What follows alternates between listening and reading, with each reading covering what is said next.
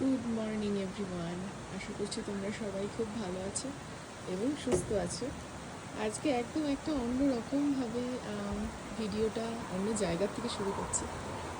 তো ভাবলাম আমার এখানের অভিজ্ঞতাটা, এখানে স্টে, আমরা বেসিক্যালি ভ্যাকেশনে এসেছি আমাদের ছোট্ট মেয়েকে নিয়ে বেড়াতে এসেছি পাহাড়ে। তো ভাবলাম যে এই এই জায়গার থেকেই তোমাদের সাথে কথা বলাটা শুরু করি। এখানটা একটা ছোট্ট স্প্রিংকলারে ওরা ঘাসে জল দিচ্ছে, ওরা ঘাসে জল দেয়। এই যে আমি একটু পরে তোমাদের আমাদের থাকার জায়গাটা দেখাবো। এই সামনে একটা খুব সুন্দর নদী।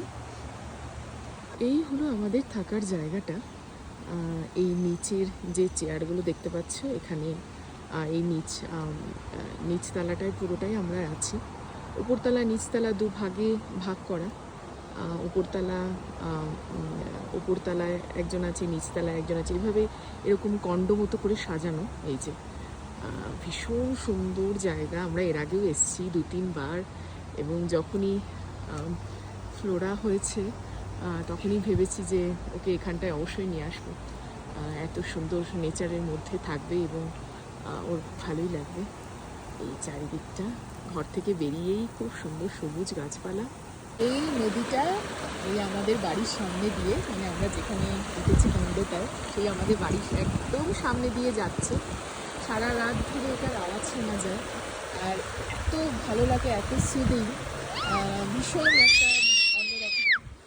ওরা আমার কোলে উঠে চেঁচাচ্ছে, আমি আর ও বসে আছি এই নদীটার ধারে। আমি ওকে নিয়ে এখানে মাঝে মাঝে এসে বসে ভীষণ এনজয় করে। জানি না কি বোঝে, এই আওয়াজটাও হয়তো ভালো লাগে। এই আমরা এখন এখানটায় বসে আছি হলো আমি আর ফ্লোরা এই নদীর ধারটা একটু ঘুরে বেড়াচ্ছি। এই পেছন দিকে আমাদের এই যে কন্ডগুলো ভীষণ সুন্দর সবুজ ঘাসে জল দিচ্ছে। বেশ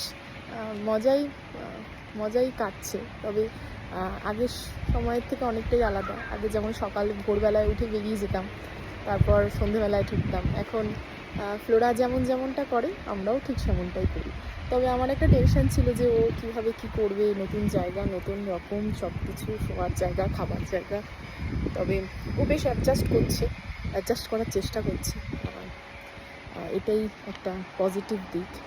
এবং আমরা যেহেতু একটু ঘুরি, সৌমজিৎ আর আমি দুজনেই ঘুরতে ভালোবাসি। ওর এটা নতুন জায়গায় গিয়ে ওর অ্যাডজাস্টমেন্ট করতে পারলে খুব ভালো হবে। ওরও বেশ মজা হবে। আস্তে আস্তে ছোটোবেলা থেকে অভ্যাসগুলো তৈরি হবে। তবে চলো আজকে এটুকুই থাকলো, পরে আবার তোমাদের সাথে